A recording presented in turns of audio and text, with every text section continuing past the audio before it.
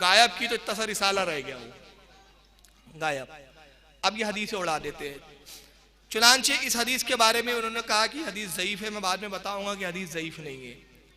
600 साल पहले रसूलुल्लाह के सरकार की विलादत ज़ाहिरी से पहले यमन का बादशाह जिसका नाम है तुब्ब अव्वल हुमैरी, वाक़या आपने सुने होंगे लेकिन मैं इसके कुछ नए गोशे दूंगा। तुब्ब अव्वल हुमैरी ने इरादा किया कि मैं पूरी दुनिया फतह करूंगा। काफिर बादशाह था, एक बड़े जाहो लश्कर के साथ निकला। उलमा फरमाते हैं मुल्कों को और शहरों को रोनते हुए मक्का में दाखिल हुआ। मक्का में आया, मक्का की सरहद के बाहर पड़ाव डाला, खैमे नसब हुए। हजरत अब्दुल मुत्तलिब को खबर हुई, उस जमाने में जो कबीला था, जो भी, अब्दुल मुत्तलिब तो नहीं थे, सरकार के 600 साल पहले की बात है। उन्हें खबर हुई कि तुब्ब अव्वल हुमैरी अपनी फौज के साथ मक्का में आया है। मशवरा हुआ, कबीले बैठे, कहा कि उसके साथ इतनी बड़ी फौज है कि उसका मुकाबला नहीं कर सकते। अरब की जो मौजूदा ताकत है, अगर 10 गुना ताकत भी ज्यादा हो जाए तुब्बा का मुकाबला नहीं किया जा सकता। फिर ऐसा करो कि कंप्रोमाइज कर लो, सुलह कर लो। कबीले के वो सरदार गैर कहा है तुब्बे, हम तुझे शहीनशाह बादशाह तस्लीम करते हैं, आज से मक्का तेरे हवाले। और उसने कहा ठीक है, सुलह हो गई। बगैर जंग के मक्का उसको दे दिया गया, तुब्बे का कब्जा हो गया। तुब्बा अपने खैमे में बैठा, एक दिन 2 दिन। दस्तूर ये था कि जब कोई कौम हारती थी, शिकस्त खुर्दा हो जाती थी या सुलह करती थी, तो रोजाना उस कबीले का सरदार या बादशाह जिसकी इताअत करता उसके पास आना पड़ता, आके सलामी देना पड़ता, आजीजी का इजहार करना पड़ता। लेकिन हुआ यह मामला कि कोई भी अरब का सरदार तुब्बे के पास मिलने नहीं गया। तुब्ब अव्वल हुमैरी ने जब देखा तो एक दिन अपने वजीरों से पूछता है, क्या बात है, अरब के सरदार मिलने नहीं आते, मुझसे मुलाकात नहीं करते? तो उन्होंने कहा हमें भी समझ में नहीं आ रहा है, जब इन्होंने आजीजी की, इनकिसारी की, इताअत को कबूल किया, जंग भी नहीं की, इलाका वैसे ही हवाले कर दिया, तो सलामी के लिए आना चाहिए, तोहफे ताइफ लाना चाहिए, हम पता करते हैं। वजीरों ने कुछ जासूसों को भेजा तो खबर ये आई कि इनका हज का मौका है, ये हज एक इबादत करते हज कहकर, और एक घर है ईंटों और पत्थरों का बना हुआ, एक 4 कोनी मकान है, इसके इर्द गिर्द के तवाफ करते हैं, उसकी दीवारों को चूमते हैं, उसके सामने झुकते हैं, उसका अदब करते हैं, बड़ी ताजीम करते हैं उस घर की। अब हुआ ये कि ये खबर जब आई तो उसने कहा कि उस घर के बारे में वो क्या मानते हैं? कहा वो कहते कि अल्लाह का घर है, बैतुल्लाह है। कहा अच्छा, उस घर के सबब मेरी ताजीम नहीं करते, उस घर के सबब मुझसे मुलाकात के लिए नहीं आते? तो मैंने कहा कल सुबह फौज लेकर मैं जाऊंगा और उस घर को ढा दूंगा, ना रहेंगी जड़ ना रहेगा फितना, मैं उस घर को ढा दूंगा। इरादा किया, अपने खैमे में आया, अचानक उसकी नाक में एक फुंसी पैदा हुई और फिर ये हुआ कि उसमें वरम आया, उसमें फिर मवाद भरा, मवाद बहने लगा और उसमें इंतहाई ताफून और बदबू। जब ताफून और बदबू उस खैमे में फैला तो सबसे पहले उसकी बीवियां उसको भागी, उसको छोड़कर, दुब्बे को। हकीम और तबीब को बुलाया गया। हकीम आते देखते समझ में कुछ नहीं आता। अब क्या तो सुबह हमला करना था, हालत यह है कि अपनी जान के ही लाले पड़े हुए। बादशाह खैमे में बीमार पड़ा हुआ है और ताफुन का यह आलम उस खैमे में कि नाक नहीं रख सकता कोई। तबीब जाते हैं तो खूब इत्र वगैरह अपने जिस्म पे डालते हैं, नाक पर कपड़ा बांधते हैं और उसके बाद जाते हैं, दवा वगैरह करते हैं, लेकिन कोई फायदा नहीं होता। जब कुछ दिन गुजर गए और देखा कि कोई शिफा की सूरत नहीं नजर आ रही है, तो तुब्ब अव्वल ने अपने वजीरों को बुलाया और मशवरा किया कि क्या करना चाहिए। सारे वजीर इत्र वगैरह डालकर और पूरे एहतिमाम के साथ कि बदबू हम बर्दाश्त कर ले, इसे एहतिमाम के साथ पहुंचे और मशवराती मीटिंग में शिरकत की। तो एक वजीर ने मशवरा दिया कि चूँकि हम अरब में नए नए आए हैं, मालूम होता है शायद ये यहाँ की वबाई बीमारी है, तो इसका इलाज यहाँ के हकीम खूब जानते होंगे, लिहाजा यहीं के हकीम और तबीब को बुलाया जाए। फौरन एक कासिद रवाना किया गया और मक्के के एक बड़े तबीब को लाया गया। मक्के का एक बड़ा तबीब जब खैमे में दाखिल हुआ, बादशाह की तरह उसने निगाह उठाई, चेहरे को देखा और बेसाख्ता कहता है ये बीमारी जमीनी नहीं है बल्कि आसमानी है, ये बला आसमान से नाजिल हुई है। का तबीब क्या मतलब, जरा खोल कर बता। का मतलब ये है ये बीमारी उसी शख्स को होती है, ये बदबू और ताफुन उसी से जाहिर होता है जो गुस्ताखी और जो तौहीन का इरादा दिल में रखता है। यकीनन तूने अल्लाह के किसी मुअज़्ज़म और किसी पाक चीज के बारे में तूने अपनी दिल के अंदर बद इरादा किया है, ये उसी का सबब है, ये उसी की वजह है कि तुझ पर अज़ाब हुआ है। तो मैंने कहा हाँ, मैंने बैतुल्लाह को उठाने की बात की थी। कहा बस तू जानता है वो बैतुल्लाह क्या है? बैतुल्लाह शरीफ वो है जिसको हजरत इब्राहीम अल्लाह के खलील ने तामीर किया था, उसकी बुनियाद इब्राहीम ने रखी और तब से हम उस बैतुल्लाह की ताजीम करते हैं। अल्लाह ने उसको अपना घर फरमाया और तू अल्लाह के घर को ढाना चाहता है। यही वजह है कि अल्लाह वहदहू ला शरीक की तरफ से तुझ पे अजाब नाजिल हुआ है। तौबा कर, उस अल्लाह के सामने आजिजी का इजहार कर, उस पर ईमान ला और उस घर का आजिजी के साथ तवाफ कर। अगर ये नियत कर लेगा और ये काम तो अंजाम देगा तो अल्लाह उस बीमारी को तुझसे दूर कर देगा। उसने इरादा किया दिल में, तौबा की। उलमा फरमाते बस जैसी उसने तौबा की वो बीमारी ऐसी दूर हुई जैसे कभी हुई ही नहीं थी। इससे तुब्बे अव्वल हुमैरी का इत्तिकाद और मजबूत हो गया कि वाकई खुदा का घर है और अल्लाह ने इसको अपना घर फरमाया। तुब्बे अव्वल हुमैरी ने कबीले वालों को दावत दी, कहा कि मैं उस बैतुल्लाह का तवाफ करना चाहता हूँ, हज करना चाहता हूँ, मुझे बताओ किस तरीके से काबतुल्लाह में दाखिल होना चाहिए, क्या रस्म और क्या रसूम और रस्मात है तुम्हारे यहाँ जिसको मैं अंजाम दूँ और अल्लाह मुझसे राजी हो। उन्होंने कहा बादशाह वो मकान ऐसा है कि जहाँ ना कोई बादशाह है, जहाँ ना कोई फकीर है, सब यकसा है, एक ही सब में खड़े हो गए महमूद अयाद, ना कोई बंदा रहा ना कोई बंदा नवाज। ये वो मकाम है जहाँ सब बराबर है। अगर तुझे उस मकान में दाखिल होना है तो अपने शहंशाहत का ये जो लिबास, ये जो जर्रीन लिबास तूने जेब तन किया है, जो कीमती तूने जेवरात पहने हैं, सबको उतार दे और एक सफेद लुंगी और एक सफेद दुपट्टा अपने आप पर डाल ले। इस आलम में तो खाने काबा में दाखिल हो। बादशाह ने गोया एहराम पहना, एहराम पहनने के बाद खाने काबा आया। अब एक सवाल था इसमें, उसका जवाब आ रहा है यहाँ। एहराम पहन के जब खाने काबा में आता है, आने के बाद उसने तवाफ किया और तवाफ से जब फारिग हुआ तो काबतुल्लाह को उसने बोसे दिए और उसके बाद कहता है कि लोगों ये अल्लाह का घर है। मैं देखता हूँ कि आम लोगों के भी घर इसी तरीके से है, ये भी दीवारों और पत्थरों के बने हुए हैं। अल्लाह का घर भी दीवार और पत्थरों से बना है। आम बंदों में और अल्लाह के घर में फर्क और इम्तियाज नजर नहीं आता।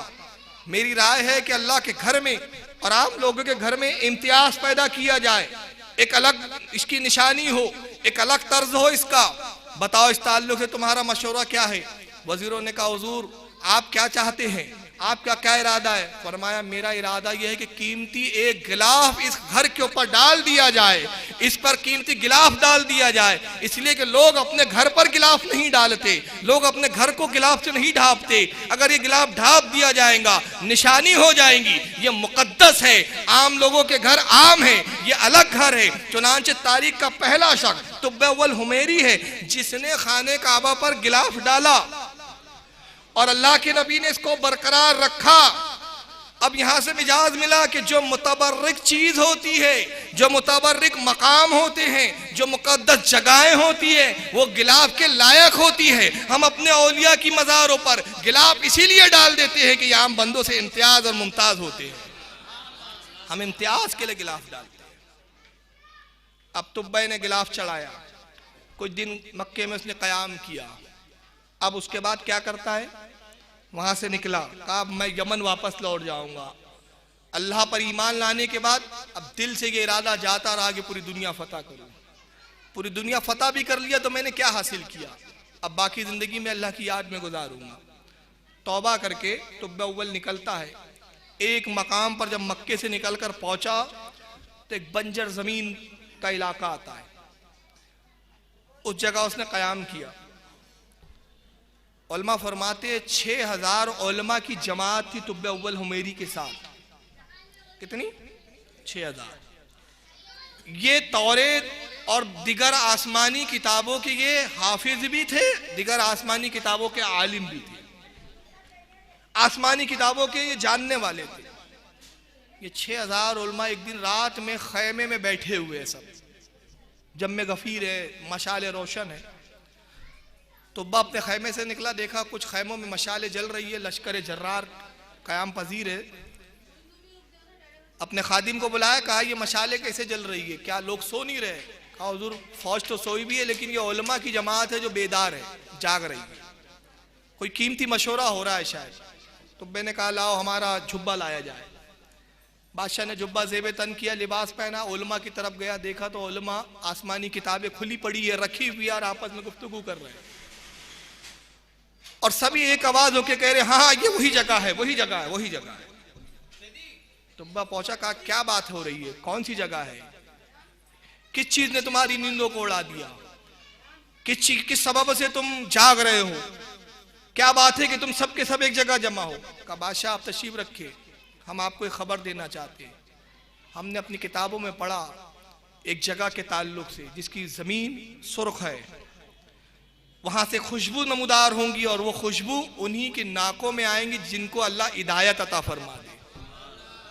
अल्लाह ने फजल किया, इस जमीन पर हमने खुशबू भी महसूस की, जमीन की मिट्टी को सुर्ख भी पाया। और जब हमने गुफ्तगू की, आसमानी किताबों को खोला तो हमें यकीन कामिल हो गया ये जमीन वो है जहां पर खातमुन नबीन आखिरी नबी जलवागर होने वाला है।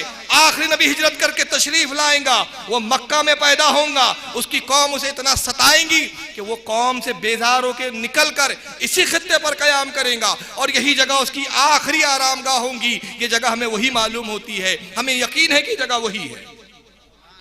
कहा उस नबी के औसाफ बताओ, उस नबी की खूबी बताओ। तो उलमा ने कहा उसकी खूबी यह है कि बड़ा हसीन होगा, उसकी पुष्ट पर मोहरे नबुवत होगा, कुदरती तौर पर बालों का एक गुच्छा होगा उसकी पीठ पर और गर्दन के दरमियान में जिसमें लिखा होगा मोहम्मद रसूलुल्लाह, ये मोहरे नबुवत होगी। और उसकी पेशानी पे सुर्ख धारियां होंगी, आंखों में सुर्ख धारियां होंगी और चेहरा ऐसा होगा कि जो उसको देख लेगा वो उसी का हो जाएगा। उन्होंने रसूलुल्लाह के जब औसाफ बताए, उलमा फरमाते कि उलमा तुब्ब अव्वल हुमैरी के उलमा जैसे जैसे औसाफ रसूल बताते, हुलिया रसूल बताते, तुब्ब अव्वल हुमैरी के दिल में मोहब्बत बेदार होती, रसूल के रो रोता, आंसू जारी हो गए। कहा कि वो नबी कब जलवागर होने वाला है? कहा हमें मालूम होता है कि कुछ सदियों के बाद, शायद उस वक्त हम जिंदा ना रहे। तुब्बे ने कहा कि मेरे जहन में एक इरादा आया है, एक ख्याल आया है। वजीरों ने कहा क्या ख्याल है? कहा मैं चाहता हूं कि यहाँ एक आबादी कायम की जाए, एक आबादी बसाई जाए। और उसके बाद फिर तुब्बे अव्वल हुमैरी ने उन उलमा को, जमात को हुक्म दिया तुम सब यहीं आबाद हो जाओ, तुम्हें जितने अखराजात है सब हुकूमत की जानिब से पहुंचाए जाते रहेंगे। सब के लिए मकान तामीर किए गए। और उसके बाद तुब्बे अव्वल हुमैरी ने, जो उलमा की जमात का सबसे बड़ा आलिम था, जो उनका सरदार था और सरबरा था, उसके लिए एक बेहतरीन 2 मंजिला मकान बनाया। और मकान बनाने के बाद तुब्बा क्या करता है, तारीख कहती है कि उसने चमड़े की झिल्ली बुलाई और अपने हाथ से वो लिखता है। अब वो तहरीर सुने जिसको बड़े बड़े मुहद्दिसीन ने अपनी किताब में लिखा, लिखता है मिन जानिब तुब्बे अव्वल हुमैरी, यमन के शहींशाह की तरफ से मोहम्मद रसूलुल्लाह सल्लल्लाहु अलैहि वसल्लम की जानिब। अल्लाह के नबी, मैंने आपके औसाफ सुने, आपकी खूबियों के बारे में मैंने जाना, मेरे उलमा ने मुझे खबर दी। अल्लाह के नबी जब आप तशरीफ लाएंगे उस वक्त तक शायद मैं ना रहूं, मैं गायबाना आज ही आप पर ईमान कबूल करता हूं, ईमान ला।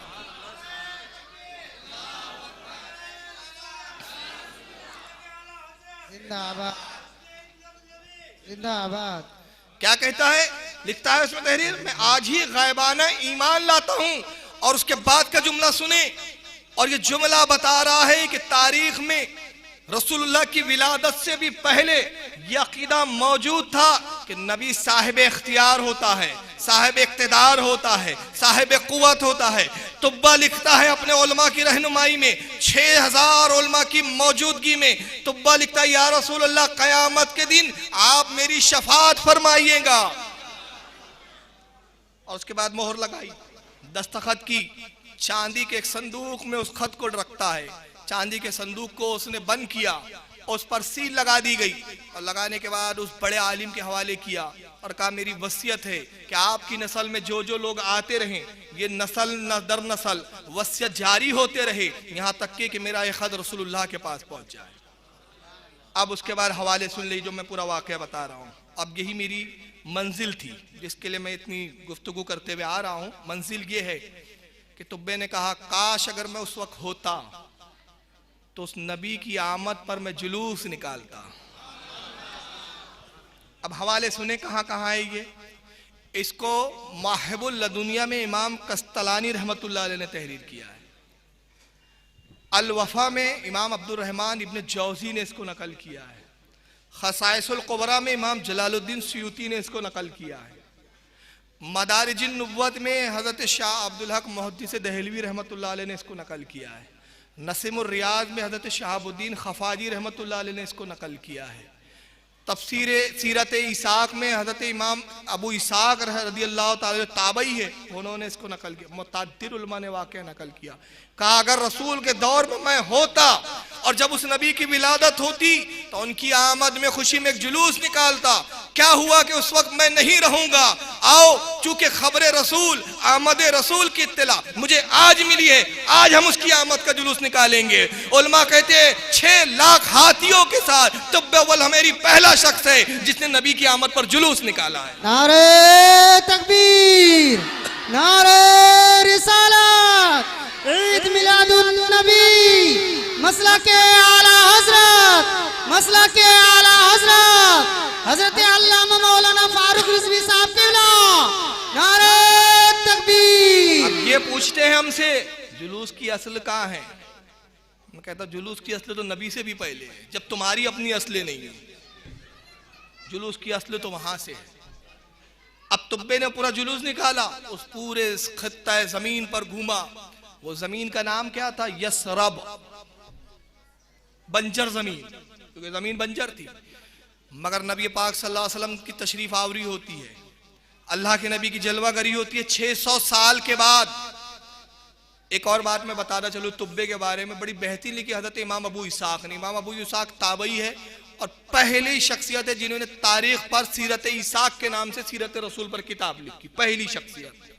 इन्हीं के हवाले से इनके शागिर्द है हज़रत मौर्रिख इब्न हिशाम। इब्न हिशाम ने इन्हीं की रिवायत, इन्हीं के हवाले से पूरी रिवायत लिखी है। और तारीख इब्न हिशाम बड़ी मोतबर तारीख की किताब मानी जाती है। फिर इन्हीं 2 किताबों से, चाहे वो तारीख तिबरी हो या इब्न खुल्दून हो, जितने तारीख लिखने वाले सब ने इन्हीं के हवाले लिए। हज़रत इमाम अबू इसाक मोतबर रावी ताबई है, मगर जब उन्होंने ये रिवायत लिखी तो अब कुछ लोगों को हजम नहीं हुआ। यार इन्होंने लिख दी तो अब बरेलियों के लिए हाथ में तो बहुत बड़ा हथियार आ गया कि ताबई ने लिखा है। लिखा भी किसी मौलवी ने नहीं, ताबई, साहबी को देखने वाला, साहबी का शागिर्द। अब क्या करो, अबू इसाक ज़ईफ है, इनके यहाँ जो इनके खोपड़ी में नहीं आती वो ज़ईफ हो जाती है। तो अभी मेरे पास मौका नहीं है क्योंकि मेरा मौजू नहीं है आसमा और रिजाल। अभी इस पर भी बहस करो तो बड़ा मज़ा आता है हालांकि मुझे, लेकिन अभी मौजू नहीं है। बस एक इशारा करूँ, हमारे जमात के बहुत बड़े जिम्मेदार आलिम जिनका विसाल हो चुका है, हज़रत मुफ्ती शरीफुल हक साहब अमजदी अलैहि रहमा, उन्होंने मकालात शार बुखारी के नाम से उनकी पहली जिल्द देखे आप, उसमें हज़रत ईसाक कितने सच्चे और सका रावी है पूरी इस पर गुफ्तगू और तफसील बयान की है और साबित किया कि अबू इसाक ताबई है और बहुत मोतबर मौर्रिख है ये। तो बहरहाल अभी मौजू नहीं है। तो अबू इसाक क्या लिखते हैं वो बता देता हूँ, बड़ा प्यारी बात है और इससे भी कुछ नतायज निकल जाएंगे इंशाल्लाह। तो अव्वल हुमैरी जब यमन लौटा, अपने मुल्क वापस आया, तो ये कौन किस मजहब के मानने वाले थे? ये आतिश परस्त थे, आतश परस्त, आग की पूजा करने वाले। और इसके महल में खुद एक आग का लावा चलता था, 24 घंटे आग रोशन रहती थी। जैसे कि आज भी पारसी जो कहलाते वही आतश परस्त है, यानी मजूसी भी जिनको कहा गया। और खुद मेरे बस्ती से कुछ दूर में इनकी बस्ती भी है नागपुर में, तो मैं तो गया नहीं कभी, लेकिन जो दोस्त ताल्लुकाती हैं मतलब उनसे सुना कि 24 घंटे उनके यहाँ वो आतिश कदे में आतश जलती है, आग जलते रहती है, आग को बुझने नहीं देते क्योंकि आग को खुदा मानते हैं। बहुत बड़ा अलावा जलता रहता था। जब तुब्बा पहुंचा अपने महल में तो उसने तमाम अपने उलमा को जमा किया जो यमन में मौजूद थे। अब ये उलमा की जमात तो इस्लाम रसूलुल्लाह की मोहब्बत में गायबाना ईमान ला चुकी थी। क्यों? तुब्बे का अंजाम देख चुकी थी, अल्लाह के घर की अहमियत और उसकी अजमत से वाकिफ हो चुकी थी। मगर वो तो अभी भी मुशरिक थे, मजूसी दीन इख्तियार किए हुए थे और आग को खुदा तस्लीम किए हुए थे। जब तुब्बा पहुंचा और उसने पूरा महल में एक जलसे आम लिया और कहा कि लोगों, मैंने अपना मजहब बदल लिया है, आगा हो जाओ, मैं उस खुदा का मानने का कायल हो गया हूं जो आग का भी खालिक है, आग का भी पैदा करने वाला है। ये आग तुम्हारी माबूद नहीं हो सकती। उलमा ने साजिश की, कहा कि जब ये दीन बदल चुका और हमारे अकीदे के मुताबिक ये काफिर हो गया, निकल गया हमारे दीन से, ये हमारा बादशाह नहीं रह सकता, इसको तख्त से उतारो। एक पूरा फौज में माहौल बनाया गया और ये उलमा बस्ती बस्ती जाके घूमते और लोगों को वर्गलाते कि हमारा बादशाह जो है वो काफिर हो गया, दीन से फिर गया, अपने मजहब से फिर गया, तख्त पे हम इसको बैठने नहीं देंगे। तुब्बे अव्वल हुमैरी खबरें आती थी, तुब्बे अव्वल हुमैरी खामोश होता, वजीर हुक्म देते कि इन गद्दारों को पकड़ा जाए, सजा दी जाए। वो कहता पूरा मुल्क ही मेरे खिलाफ है, किस किस को सजा दूं, इंतजार करो, अल्लाह जो बेहतरी चाहेगा वो इंशाअल्लाह फरमाएगा। ये सब्र कर रहा है, जब्त कर रहा है। मौका ये आया कि पूरे किसानों को, कारोबारियों को, लोहारियों को, जितने आम काम करने सबको इन्होंने जमा करके एक फौज तरकीब दी और प्लान बना के तुब्बे अव्वल हुमैरी पे हमला किया जाए। बादशाह को खबर हुई कि हुजूर हमले की तैयारी हो रही है। उसने कहा उन उलमा को कहो कि हमले से पहले, मुझे तख्त से उतारने से पहले मैं कुछ गुफ्तगू करना चाहता हूँ, कुछ गुफ्तगू हो जाए, हो सकता है कि अल्लाह हमारे आपस में खून रेजियों से हमको बचा ले। उलमा से कहा गया, वो उलमा आए, कहा ठीक है, क्या गुफ्तगू करना चाहते हो, क्या कहना चाहते हो? एक ही रास्ता है सिर्फ गुफ्तगू का, रास्ता यह है कि अपने दीन मजूसी पे लौटा। कहा वो तो मरने तक नहीं होगा। जब मोहम्मद पे गायबाना ईमान ला चुका, बात खत्म हो गई। कहा फिर गुफ्तगू हो नहीं सकती। कहा बस एक गुफ्तगू करने के लिए बुलाया है। कितने सालों से इस आग को पूज रहे हो? कहा सदियों से, बरसों से, नस्ल दर नस्ल पूछते आ रहे हैं। कहा मैं भी पूछता था तुम्हारे साथ, मेरे बाप दादा भी पूछते थे, मगर मैंने उस खुदा का कलमा पढ़ लिया जो इस आग का खालिक है।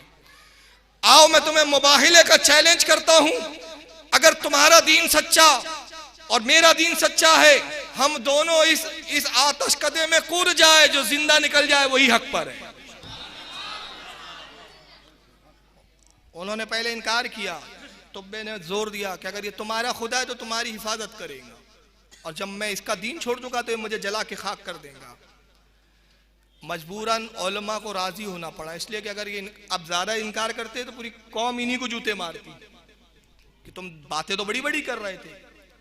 चुनांचे तारीख लिखती है, इमाम अबू इसाक लिखते हैं कि 600 या 700 उलमा तैयार हुए मुबाहिले के लिए, बाकी तो पीछे हट गए। उस आतश कजे की तरफ पहुंचे, पूरी साथ में कौम है। उन्होंने कहा तुब्बे पहले तू दाखिल हो। उसने कहा ना मैं पहले दाखिल हूँ ना तुम, हम सब साथ में दाखिल होंगे। उसके बाद तुब्बे अव्वल हुमैरी पहले दाखिल होता है, और जब करीब पहुंचे तो ये उलमा की हिम्मत जवाब दे गई। तारीख लिखती है कि तुब्बे अव्वल आग में गया और जाने के बाद आग में ऐसे सुकून से बैठा जैसे गुलजार में बैठा जाता है, और कहता है आओ हक पर हो तो इस आग में दाखिल हो जाओ। उन्होंने कहा तुब्बे बाहर निकल, हम जान गए तू उस माबूद का बंदा बन गया है जो इस आग का खालिक है, तेरा दीन सच्चा, हम भी उस खुदा का कलमा पढ़ते हैं। नारे तकबीर, नारे रिसालत, नारे रिसालत। मैं एक नतीजा देना चाहता हूं, इसमें तुब्बे की कोई कमाल नहीं है, तुब्बे का कोई करामत नहीं है कि आग में गया। हो करामत मानना है तो आप मान भी सकते हैं कि रसूल पे ईमान लाया, सरकार की मोहब्बत में मुब्तला हो गया तो अल्लाह ने उसको ये इजाज़ बख्शा। लेकिन मैं कहना तो ये चाहता हूँ, जुलूस निकालना अगर बिदअत होता, जुलूस निकालना अगर शिर्क होता, तो जुलूस निकालने वाला आग में जला क्यों नहीं? तो मालूम हुआ कि जुलूस निकालने वाला, नबी की आमद की खुशी मनाने वाला अल्लाह का महबूब होता है, इसलिए उसको आग भी नहीं जलाती है। यहाँ से एक मिजाज पता चल गया। अगर ये बिद्दती होता तो फौरन जल जाना चाहिए था, मुशरिक होता तो फौरन जल जाना चाहिए था, और तारीख में तो ये लिखा जाना चाहिए था इस्लाम तो लाया, नबी का कलमा तो पढ़ा, मगर साथ में बिद्दत कर ली कि जुलूस निकाल लिया। इस्लाम तो लाया, नबी का कलमा तो पढ़ा, मगर बिद्दत ये कर ली कि नबी की विलादत का जश्न मना लिया, लिहाजा आग ने जला दिया। मगर तारीख ने लिखा नहीं, बल्कि ये खुद जला नहीं, लोगों की हिदायत का जरिया बन गया। मालूम हुआ जो जश्न मिलादुन नबी मनाने वाले वो हिदायत का जरिया होते हैं, बिद्दती नहीं होते, मुशरिक नहीं होते। ये तुम्हारा बदतरीन अकीदा है। अब नबी पाक सल्लल्लाहु अलैहि वसल्लम मबूज होते हैं, सरकार की तशरीफ आवरी हुई, हिजरत फरमाते अल्लाह के नबी। ऊँटनी कस्बा पर आप सवार हैं। एक एक नुक्ते पे अगर गुफ्तगू करें हम तो हर नुक्ता अपने आप में एक इम्तियाजी खुसूसियत रखता है। अब साहबा इकराम जमा हो गए मदीने में, जो अंसार थे, या रसूलल्लाह आप हमारे घर, या रसूलल्लाह आप हमारे घर। अच्छा, मदीने में दाखिल कैसे हो इसका भी एक मैं पस मंज़र बता दूं ताकि मिलादुन नबी की जश्न की और दलाइल फराम हो जाए। बड़ा मशहूर वाक़या है। सरकार जब हिजरत के लिए जा रहे हैं तो अबू सुफियान ने ऐलान किया, जो मोहम्मद सल्लल्लाहु अलैहि वसल्लम और अबू बकर को गिरफ्तार जिंदा करके लाए, पकड़ कर लाए, 100 ऊँट उसको दिए जाएंगे। कितने ऊँट? 100 सुर्ख ऊँट दिए जाएंगे। निकल गए सब लोग। 100 ऊँट जिसको मिल जाए, तो उस वक्त तो अरब का बहुत अमीर आदमी हो गया। यानी आज के हिसाब से ये समझ लीजिए कि कोई ऐलान करे कि जो ये काम करे उसको 100 कार दी जाएंगी। अब जिसके पास 100 कारें हों, छोटा मोटा आदमी होगा। अब निकले तो उसमें एक था सुराका। हजरत ये सुराका काफिर था, अपने घोड़े पे निकलता है रसूल की तलाश में। और इसको सभी सीरत लिखने वाले, जितने सीरत निगार है, सब ने लिखा है, किसी ने इस वाक़े को नहीं छोड़ा। शाह अब्दुल हक से लेकर जलालुद्दीन सुयूती से लेकर मुहाइबुल लदुनिया से लेकर हजरत इमाम अबू ईसाक और तफसीर तिबरी वगैरह सब तक सब ने लिखा है, किसी ने नहीं छोड़ा इस वाक़े। सुराका जब पहुंचा तो देखा अबू बकर सिद्दीक और रसूलुल्लाह जा रहे हैं। अब वो एक मंजर ये भी है कि अबू बकर कभी रसूलुल्लाह के सामने आते हैं, कभी पीछे चलते हैं, कभी दाएं चलते हैं, कभी बाएं चलते हैं। इस तरह रसूलुल्लाह के इर्द गिर्द घूम रहे जैसे परवाना शमा के इर्द गिर्द घूमता है। नबी मुस्कुरा के कहते अबू बकर क्यों गर्दिश कर रहे हो? अर्ज करते या रसूलुल्लाह, सामने हो जाता हूँ इस अंदेशे के तहत कि अंदेशा होता है कहीं दुश्मन का तीर सामने से ना आ जाए, तो सामने आ जाता हूँ कि आपकी तरफ जो तीर आए वो पहले मेरे सीने पर आ जाए। ये मोहब्बत थी अबू बकर की। फिर ख्याल आता दाएं से भी तो तीर आ सकता है, तो मैं दाएं आ जाता हूँ। नबी ने दुआ खैर की, तभी देखा अबू बकर ने घोड़ों की टापों की आवाज़ सुनी। अर्ज किया या रसूलल्लाह कोई पीछा कर रहा है। गैबदा नबी तो सब जानते थे। मुस्कुराए अबू बकर गम ना करो, ला तहज़न, गम ना करो, इन्नल्लाह माना, अल्लाह हमारे साथ है। अब उसके बाद वो घोड़सवार आता है, घोड़े पे सवार है सुराका। और सुराका कौन थे पता है? किताबों में इनका हुलिया लिखा गया कि इतने ऊंचे पूरा था सुराका, जब घोड़े पे बैठता पैर जमीन पे लटकते हुए चलते थे। ये हाइट थी सुराका की। और अरब में 7 गज 8 गज का इमामा बांधा जाता था। ये बहुत बड़ा 10-15 गज का इमामा बांधते थे। सुराका बहुत बड़ा इमामा बांधता था। बस करीब आया, अबू बकर कहते या रसूलल्लाह ये सुराका है, बड़ा कवि है, ये तो एक हाथ में आपको और एक हाथ में मुझे पकड़ लेगा, इतना मजबूत बाहों का मालिक है। अल्लाह के नबी अब क्या होगा? नबी फिर मुस्कुराए, अबू बकर खौफ ना करो, इन्नल्लाह माना, अल्लाह हमारे साथ है। सुराका और करीब आया। जब बिल्कुल करीब पहुंचा तो अल्लाह के नबी जमीन से मुखातिब होकर कहते जमीन सुराका के घोड़े को पकड़ ले। जमीन शक हुई, घोड़े को पकड़ लिया। सुराका घोड़े पे छटपटा रहा है, मोहम्मद मेरे घोड़े को छुड़वाइए, मैं जान गया आप अल्लाह के रसूल है, आप अल्लाह के रसूल है, आपको अल्लाह ने इख्तियार दिया, जमीन आपकी फर्माबरदारी करती है, तौबा करता हूं, जमीन सुराका को छोड़ दे।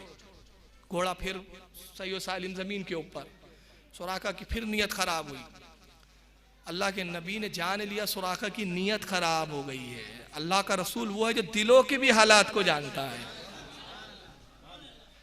बस सुराका की नीयत खराब हुई। सुराका कहते हैं कि मैंने दिल में इरादा किया कि वहम भी तो हो सकता है कि मेरे घोड़े को जमीन ने पकड़ा था, एक बार क्यों ना फिर कोशिश की जाए। अल्लाह के रसूल ने फिर जमीन से कहा जमीन सुराका के घोड़े को पकड़ ले। फिर पकड़ लिया।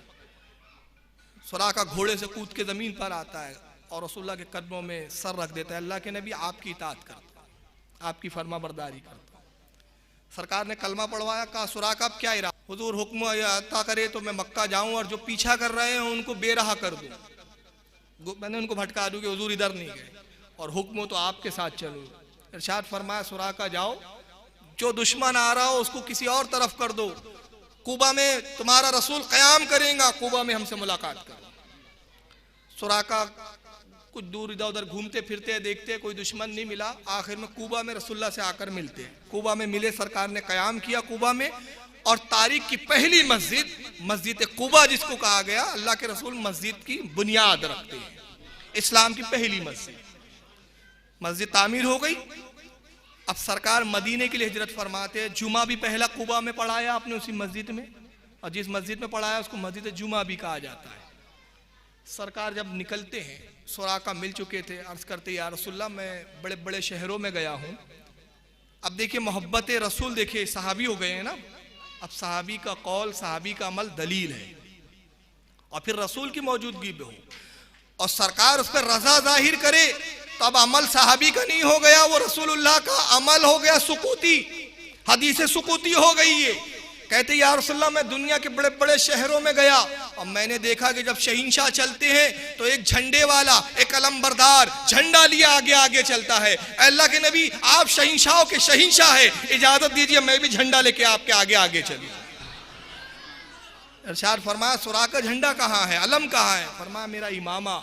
सुराका ने 2 नेज़े लिए, नेज़ों को बांधा, 2 नेज़ों का बुलंद किया और अपने वो 15 गज के इमामे को बांधते जो हवा में लहराता है, और सुराका अकड़ कर तकब्बुर के आलम में, इसलिए कि मैं नबी का अलमबरदार हूँ, इस घमंड और तकब्बुर के साथ जब आगे चलते हैं तो नबी पाक मुस्कुरा के क्या कहते हैं, सुराका तू हमारा अलमबरदार बना है, तूने हमारा झंडा संभाला है, मैं तुझे बशारत देता हूँ तू दुनिया भी मेरा अलमबरदार और आखिरत में भी मेरा अलमबरदार। नारे तकबीर, नारे रिसालत, मसला के आला हजरत ईद मिलादुन नबी, नारे अगर तकबीर। झंडा अलम और झंडा बिदअत है तो फिर सबसे पहला बिदअती तो सुराका है, माज़अल्लाह तुम्हारे अकीदे के मुताबिक। अब ये तो सुन्नत बन गया। इस आलम में जब रसूलुल्लाह मदीने में आते हैं, तराने होते हैं, तला अल बदरु अलैना मिन सनी यातिल वदाई वजबा शुक्रू अलैना मादा लिल्लाहि दाई। शेर का तर्जुमा सुनोगे ना तो वहाबियत की बेड़ा गर्क हो जाएगा। शेर का तर्जुमा क्या है पता है? तला अल बदरु अलैना, तुलू हुआ हम पर 14वीं रात का चांद। नबी पाक को 14वीं रात का चांद कह रही है वो बच्चियां मदीने की, दफ बजाकर कह रही है, दफ बज रहे हैं और अल्लाह का नबी मसरूर हो रहा है, खुश हो रहा है। और ये पूरे अंसार और महाजरीन जो हिजरत करके पहले आ चुके थे, ये सब रसूलुल्लाह के पीछे हैं। सरकार अपनी ऊँटनी कस्वा पर है, आमद रसूल हुई है मदीने में और आमद पर ये साहबा का जुलूस चल रहा है। मालूम हुआ जब आमद होती है रसूल की तो जुलूस निकाला जाता है, यही आमद रसूल का जुलूस। अब जुलूस चल रहा है, बच्चियां पढ़ रही है, तला अल बदरु अलैना, हम पे तुलू हुआ 14वीं रात का चांद, तला अल बदरु अलैना मिन सनी यातिल विदाई। सनी यातिल विदाई पहाड़ की तरफ से, मदीने में एक पहाड़ था जिसका नाम था सनी यातिल वदाई। सनी याति ये तो पहाड़ का नाम था, वदाई वो पहाड़ जहां से मेहमान को रुखसत किया जाता है। अहले मदीना का दस्तूर और रिवाज था कि जब उनके यहाँ कोई मेहमान आता उसको खिलाते पिलाते खातिर तवाज़े करते, जब मेहमान जाने लगता तो उस पहाड़ तक उसके साथ चलते थे, उसके घोड़े और ऊँट की लगाम पकड़ के, और उस पहाड़ से फिर उसको विदा करते, खुदा हाफिज अल्लाह आपकी खैर करे। उस पहाड़ का नाम रख दिया था विदाई पहाड़। तो सरकार उसी पहाड़ की तरफ से आए तो सरकार के आने की मंजर कशी कैसे कर रही हैं बच्चियाँ मदीने की। और ये शेर किसने सिखाया था आपको पता है? बच्चियां शेर थोड़ी कह सकती है, तारीख का ये हिस्सा। ए बच्चों खामोश रहो, कहाँ बड़बड़ कर रही है बच्चियां? बेटा तुम भी सनी आतिल विदाई कहो मेरे बच्चों। ये शेर किसने सिखाया था इन बच्चियों को? बच्चियां शेर कहाँ से कहेंगी? छोटी छोटी बच्चियां थी ना वो जो दब बजा रही थी। तारीख में कभी खोजने की कोशिश किया आपने? हजरत मुसैयब इब्ने उमैर सहाबी रसूल थे,